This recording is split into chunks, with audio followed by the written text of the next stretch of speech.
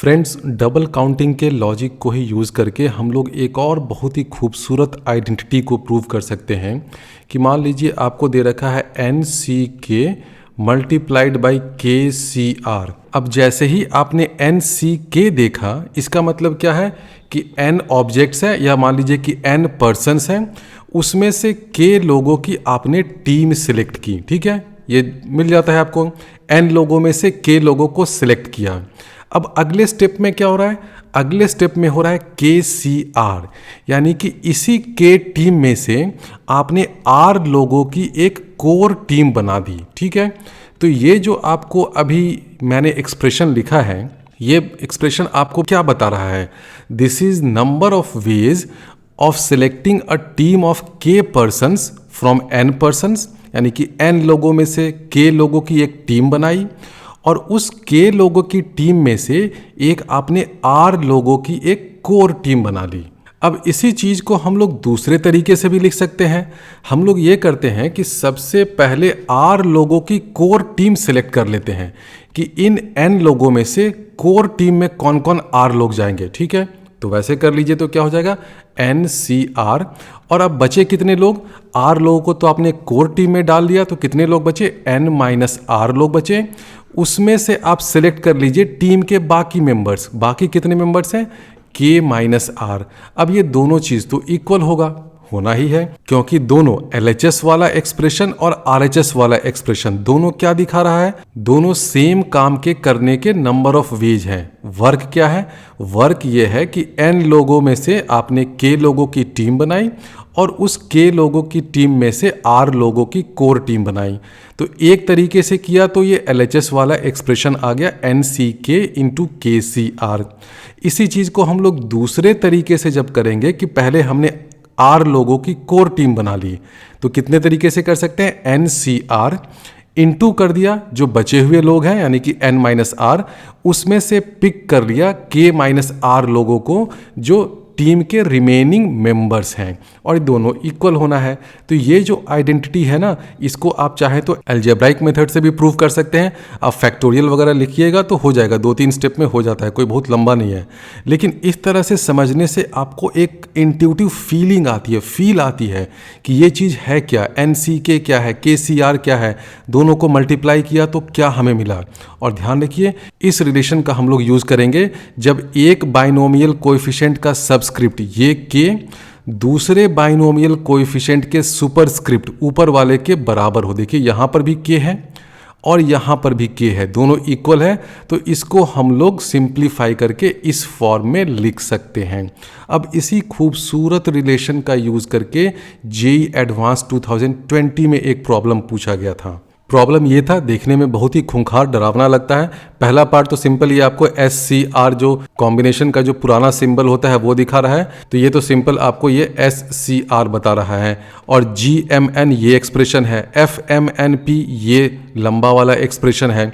तो आपसे पूछा है कि which of the following is are true, इसमें मोर देन वन ऑप्शन में बी करेक्ट। अब इस क्वेश्चन में देखिए कि डिफिकल्टी क्या है। डिफिकल्टी ये है कि ये जो FMNP दे रखा है ये सम है। किस चीज़ का सम है? 3 बाइनोमियल कोएफिशिएंट का सम है। और प्रॉब्लम ये है कि तीनों कोएफिशिएंट में देखिए यहाँ भी आई है, यहाँ भी आई है, यहाँ भी आई है। और आई क्या है? रनिंग वेरिएबल है, क्योंकि देखिए i=0 से लेकर के p तक आपको समेशन करना है, तो i इसमें रनिंग वेरिएबल है, आई तीनों में मौजूद है। इस कारण से आप किसी भी एक बाइनोमियल कोएफिशिएंट को समेशन साइन के बाहर नहीं ला सकते हैं। तो सबसे पहले हम लोग ये करते हैं कि कुछ तिक्रम लगा करके, कुछ ट्रिक करके किसी एक बाइनोमियल कोएफिशिएंट में से आई को हटा देते हैं। उससे फ़ायदा क्या होगा? जैसे ही आई हटा तो वो वाला बाइनोमियल कोएफिशिएंट एक कांस्टेंट नंबर होगा, उसको हम लोग समेशन के बाहर खींचकर ला सकते हैं। तो क्वेश्चन में जो FMNP दे रखा है वो बेसिकली क्या है? समेशन, ये तो है ही, i=0 से लेकर के जहाँ तक जाना है वो है ही। एक कोएफिशिएंट है MCI, इसको मैंने नॉर्मल वाला सिंबल यूज़ किया है, वो ब्रैकेट वाला सिंबल नहीं यूज़ किया है क्योंकि दोनों सेम चीज़ है। इंटू किया है N+I CP into P+N CP-I। ये जो F वाला एक्सप्रेशन आपको क्वेश्चन में दे रखा है। अब सबसे पहले आप ये देखिए कि अभी जो मैंने आइडेंटिटी प्रूव की थी क्या उस आइडेंटिटी को मैं यहाँ पर यूज़ कर सकता हूँ? नहीं यूज़ कर सकता हूँ, क्योंकि आइडेंटिटी जो मैंने प्रूव की थी वो क्या था, N C k into k C r this is equal to something something आया था। उसमें क्या था कि एक कोएफिशिएंट का सबस्क्रिप्ट, ये देखिए के, ये सबस्क्रिप्ट है, ये दूसरे कोएफिशिएंट के सुपरस्क्रिप्ट के बराबर हुआ था। अब यहाँ पर तो कोई ऐसा कोएफिशिएंट आपको दिख ही नहीं रहा है जिसका नीचे वाला चीज़ किसी दूसरे कोएफिशिएंट के ऊपर वाले सुपरस्क्रिप्ट के बराबर हो। लेकिन अगर आप इस थर्ड एक्सप्रेशन को थोड़ा सा ध्यान से देखिए, ये क्या है, p plus N C P minus I, तो हम लोग इसको ऐसे भी लिख सकते हैं। आप लोग ये एक चीज़ तो जानते ही हैं, अगर कोई भी बाइनोमियल कोएफिशिएंट हो एन सी आर तो इसकी वैल्यू ये भी होती है ना, n C n minus r. इसको हम लोग काउंटिंग लॉजिक से भी याद कर सकते हैं कि अगर एन ऑब्जेक्ट में से आपने आर ऑब्जेक्ट को पिक किया तो रिमेनिंग एन माइनस आर जो लेफ्ट आउट ऑब्जेक्ट है वो अपने आप सेलेक्ट हो जाते हैं। तो ये तो हर किसी को पता होगा। तो यही चीज़ आप इसमें लगाइए। इसमें लगाने से देखिए क्या फ़ायदा होगा, ये p और ये p कैंसिल हो जाएगा। n माइनस दिस करिएगा तो नीचे में आपको n प्लस आई आ जाएगा, और नीचे में n प्लस आई आया, यहाँ पर भी n प्लस आई है। तो अब आपको लगना चाहिए कि हम लोग उस आइडेंटिटी को यूज़ कर सकते हैं। तो सबसे पहले ये जो p प्लस एन वाला है इसको कैसे करिए, p plus N C p plus N minus P minus I करिएगा तो ये हो जाएगा, p माइनस पी कैंसिल हो गया, n प्लस आई, तो यहाँ आ गया n प्लस आई। तीसरे बाइनोमियल कोएफिशिएंट को ऐसे लिख लिया। अब ऐसे लिखने से देखिए क्या फ़ायदा होगा, फ़ायदा ये होगा कि ये जो दूसरा बाइनोमियल कोएफिशिएंट है और ये जो तीसरा है, दोनों मल्टीप्लाई होकर के एक सिंपल सा एक्सप्रेशन आपको देगा। देखिए कैसे देगा, इन दोनों को जब मल्टीप्लाई करिएगा तो क्या हो जाएगा, p plus N C N plus I into हो जाएगा n plus I C P. ये वाला कोएफिशिएंट क्या है, ये जो थर्ड कोएफिशिएंट था उसको हमने ऐसे लिखा, ये सेकेंड वाला n plus I C P तो है ही। अब इसको देखकर आपको क्या लग रहा है, ये बाइनोमियल कोएफिशिएंट क्या बता रहा है कि p प्लस एन पर्सन्स है, उसमें से आपने n प्लस आई लोगों को सिलेक्ट किया, और ये क्या बता रहा है कि उन n प्लस आई लोगों के टीम में से आपने p लोगों की कोर टीम बनाई। तो ये जो हमने product of two binomial coefficient लिखा है, ये बेसिकली क्या बता रहा है कि हमारे पास भाई p प्लस एन लोग थे, उसमें से हमने n प्लस आई लोगों की एक टीम बनाई, और उस n प्लस आई लोगों की टीम में से हमने p लोगों की कोर टीम बना ली। बिल्कुल सही, ऐसा कर सकते हैं।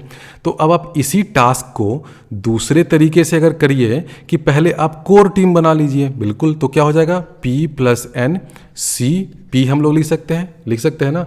आपने total p plus n persons थे, उसमें से p लोगों की कोर टीम बना ली, और फिर क्या करिएगा, बचे हुए कितने लोग हैं, p प्लस एन पर्सन्स थे, उसमें से p पर्सन्स की कोर टीम बनी, यानी कि n पर्सन्स बचे हुए हैं। उन n पर्सन्स में से कितने लोगों को आपको सिलेक्ट करना होगा, टोटल देखिए आपको क्या करना था, टोटल आपको करना था n प्लस आई लोगों की टीम बनानी थी। आपने p लोगों की कोर टीम बना ली, तो कितने टीम मेंबर्स और बचे हुए हैं, n plus i minus p. तो लिख दो भाई यहाँ पर n plus i minus P, और ये दोनों चीज़ तो इक्वल होना ही है, क्योंकि टास्क तो एक ही है। एक ही टास्क को हमने दो तरीके से किया। टास्क क्या है, p प्लस एन पर्सन्स हैं, उसमें से n प्लस आई लोगों की टीम बनानी है, उस टीम में से p पर्सन्स की कोर टीम बननी है। उसी को हमने जब दूसरे तरीके से किया तो हमें ये मिल गया। अब आप कहेंगे कि ये सब तिक्रम करने से आपको क्या मिला। देखिए, सबसे पहला फ़ायदा तो ये हुआ कि ये जो कोएफिशिएंट है p plus N C p, इसमें i का कोई टर्म नहीं है, यानी कि ये कांस्टेंट है। तो इसको हम लोग अब कान पकड़ के समेशन के बाहर ला सकते हैं। जब तक i तीनों कोएफिशिएंट में था, कबाब में हड्डी बना हुआ था, आप उसको समेशन से बाहर नहीं ला सकते हैं। लेकिन अब मैं इस टर्म को आसानी से समेशन के बाहर ला सकता हूँ, ठीक है। लेकिन अब आप कहेंगे कि आपने एक ये बहुत ही गंदा सा यहाँ पर N C N plus i minus P कर दिया है, अब इसका क्या करें। इसको भी हम लोग सिंप्लीफाई कर सकते हैं। कैसे, आप लोग ये जानते हैं, ये पहला टर्म तो रहेगा ही p plus N C p. कोई भी बाइनोमियल कोएफिशिएंट में जैसे ये होता है ना एन सी आर, इसको हम लोग n C n minus r लिखते ही हैं। तो नीचे में क्या है, n plus i minus p, तो इसको हम लोग माइनस कर दे ऊपर वाले से, तो हमें क्या मिलेगा, हमें ये मिल सकता है ना, n minus N plus i minus P. ये जब पूरा सिंप्लीफाई करिएगा तो आपको मिल जाएगा p माइनस आई, मिल गया। तो आप इस बाइनोमियल कोएफिशिएंट को ऐसे लिख सकते हैं, एन सी पी माइनस आई, बिल्कुल लिख सकते हैं। तो अभी देखिए हमने क्या किया, फाइनली हमें जो यहाँ पर ये दो बाइनोमियल कोएफिशिएंट दे रखा था उसको हमने सिंप्लीफाई करके ये लिख दिया, यहाँ तक आ गया। अब इन सब चीज़ों को आप चाहें तो फैक्टोरियल के टर्म्स में मैनिपुलेट वगैरह करके भी कर सकते हैं, लेकिन उसमें थोड़ा ज़्यादा टाइम लगता है। लेकिन ये जो लॉजिक है ये बहुत ही फास्ट लॉजिक है अगर आपको समझ में आ जाए तो, क्योंकि ये बहुत से बच्चों को ये सब लॉजिक उतना समझ में नहीं आता है, वो खटर पटर फैक्टोरियल में उलझे रहते हैं। अब उसमें टाइम ज़्यादा लगता है, कैलकुलेशन मिस्टेक होने के चांसेस ज़्यादा है। लेकिन अगर आपका कॉन्सेप्ट स्ट्रांग है तो आप आसानी से इसको देख के समझ सकते हैं। तो हमने क्या किया, ये दो जो बाइनोमियल कोएफिशिएंट था उसको सिंप्लीफाई करके ऐसे लिख दिया। ऐसे लिखने से फ़ायदा क्या हुआ कि ये वाला कोएफिशिएंट तो समेशन के बाहर आ जाएगा। तो हम लोग एफ एम एन पी को ऐसे कर सकते हैं, P plus N C P इधर आ गया, समेशन के अंदर हो गया M C I into N C P minus I. देखिए कितना सिंपल हो गया। अब यहाँ पर आप देख सकते हैं कि ये आई है, ये पी माइनस आई है, तो आपको याद होगा वो वैन डर मोंडेज आइडेंटिटी, दो बाइनोमियल कोएफिशिएंट को अगर आप मल्टीप्लाई कर रहे हैं और दोनों का जो सबस्क्रिप्ट में जो टर्म है उनको ऐड करने से अगर आपको कुछ कांस्टेंट मिलता है तो ये क्या होगा, वैन डर मोंडेज आइडेंटिटी से आप इसको आसानी से लिख सकते हैं। ये क्या हो जाएगा, ये हो जाएगा m plus N C P, ये हो जाएगा। सिंपल सा लॉजिक है ना। आप ऊपर वाले को ऐड करिए एम प्लस एन, नीचे वाले को ऐड करिए तो पी आ गया, तो ये पूरा टर्म आपको मिल गया M plus N C P. Question में देखिए ये दे रखा था G of M N this is equal to summation P is equal to 0 to M plus N this F M N P, और नीचे में ये था N plus P C P. तो इस जी एम एन में आप एफ एम एन पी की वैल्यू डालिएगा तो बहुत सिंपल हो जाएगा। ये जो N plus P C p है ये तो कैंसिल आउट हो जाएगा। तो ये सब जब कैंसिल आउट वगैरह करेंगे तो हम लोग ऐसे सीधे लिख सकते हैं कि G of M N this is equal to हो जाएगा, देखिए ये जो डिनोमिनेटर वाला टर्म है ये कैंसिल आउट कर देगा, एफ वाले टर्म में एक n plus P C p है उसको कैंसिल आउट कर देगा, तो जी एम एन की वैल्यू हो जाएगी summation m plus N C p, और p का समेशन कहाँ से कहाँ है, p इक्वल टू 0 से m प्लस एन। और ये ध्यान रखिएगा कि जब हम लोग जी एम एन की बात करते हैं तो p रनिंग वेरिएबल है, p वेरिएबल है। जब हम लोग f की बात कर रहे थे तो p वहाँ पर एक कांस्टेंट था, i रनिंग वेरिएबल था। ये ध्यान में रखने की जरूरत होती है कि समेशन किस वेरिएबल पे हो रहा है। f के केस में समेशन i पे हो रहा है, g के केस में समेशन, ये जो डिनोमिनेटर वाला चीज़ है ये कैंसिल आउट हो गया, एफ एम एन पी से जो एक n plus P C p आया था उससे कैंसिल हो गया, और ये चीज़ तो बचा रह गया m plus N C p, इसमें समेशन कर दिया। अब इसका वैल्यू तो बहुत सिंपल है ना, आप सभी लोग ये जानते होंगे कि समेशन एन सी आर अगर हो r इज इक्वल टू 0 से लेकर के n तक तो ये क्या हो जाता है 2 टू द पावर n होता है। अब यहाँ पर n की जगह m प्लस एन है तो इसका जब समेशन करेंगे तो ये हो जाएगा 2 to the power m plus n. तो ये आपको मिल गया कि g of M n is equal to 2 to the power m plus N.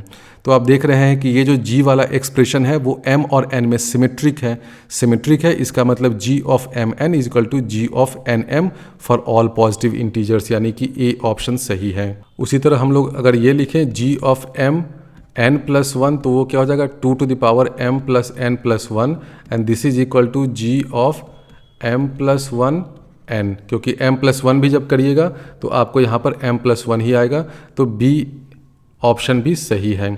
C option गलत है, आप करके देख लीजिए, g ऑफ 2m 2n करिएगा तो ये हो जाएगा 2 to the power 2m plus 2n, this is not equal to 2 times g of mn, तो c गलत है, d सही है, क्योंकि जब हम लोग g ऑफ 2m 2n करेंगे तो ये हो जाएगा 2 to the power 2 times m plus n, this is equal to 2 to the power m plus n whole square, this is equal to g of M n इस पूरे का whole square, तो D option सही है। तो एक बार जब आपने ये फाइंड कर लिया कि g of M N this is equal to 2 to the power m plus n, तो ये चारों ऑप्शन चेक करना बहुत आसान है, तो a, b और d इसमें सही ऑप्शन है। अब मैं कुछ प्रॉब्लम्स आपको दे रहा हूँ, ये 4 प्रॉब्लम्स हैं। इन चारों प्रॉब्लम्स को आप यूजिंग डबल काउंटिंग लॉजिक या यूजिंग लॉजिक ऑफ कॉम्बिनेशन उसी से सॉल्व करिए। आप चाहें तो मुझे लगता है कि कुछ प्रॉब्लम्स को आप यूजिंग अदर मेथड जो होता है ना, कोएफिशिएंट फाइंड करना या using method of binomial expansion, उस मेथड से भी कर सकते हैं। पहला, दूसरा, तीसरा तो कर ही सकते हैं। चौथा मुझे डाउट है अभी आप इन चारों प्रॉब्लम्स को जस्ट यूजिंग काउंटिंग लॉजिक कि कोई एक टास्क डिफाइन करिए, उस टास्क को 2 डिफरेंट तरीके से अकम्प्लिश करिए और उससे जो नंबर ऑफ वेज आते हैं उन दोनों को इक्वेट करिए। उस मेथड से आप इन चारों प्रॉब्लम्स को सॉल्व करिए। अगले वीडियो में मैं इसका सॉल्यूशन बताने वाला हूँ।